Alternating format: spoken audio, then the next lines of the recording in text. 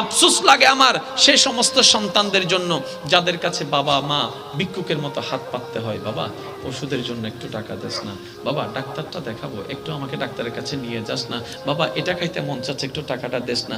আফসোস লাগে আমার সেই সন্তানদের জন্য যারা সেই জায়গার মধ্যে মা বাবাকে ধিক্কার জানায়, মা বাবাকে বকা দেয়, মা বাবাকে আঘাত দেয়, মা বাবাকে ঘর থেকে বের করে দেয়। ভাই তুমি মা বাবাকে বের করে দাও নাই, তুমি তোমার জান্নাতের রাস্তাটাই বন্ধ করে দিয়েছো, জান্নাতের রাস্তাই বন্ধ করে দিয়েছো।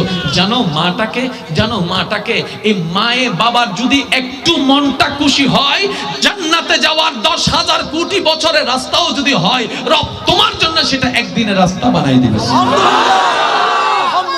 এমন কোন সাকসেস নাই যে সাকসেসের মধ্যে মা বাবার দোয়া নেই। মা যদি বেশ্যাও হয়, আমার মা যদি বেশ্যাও হয়, ওই মায়ের পায়ের নিচে আমার জান্নাত। আর কিছু বলার আছে? আর কিছু বলার আছে? জগৎ বলবে তোর মা তো বেশ্যা, আপনি বলবেন তোর কাছে হতে পারে, আমার কাছে আমার মা আমার জান্নাত।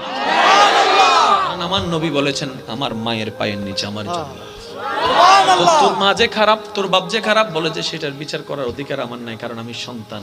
এই বিচারটা আমার মায়ের আল্লাহ করতে পারবে, আমার বাবার আল্লাহ করতে পারবে, আমি করার অধিকার নাই।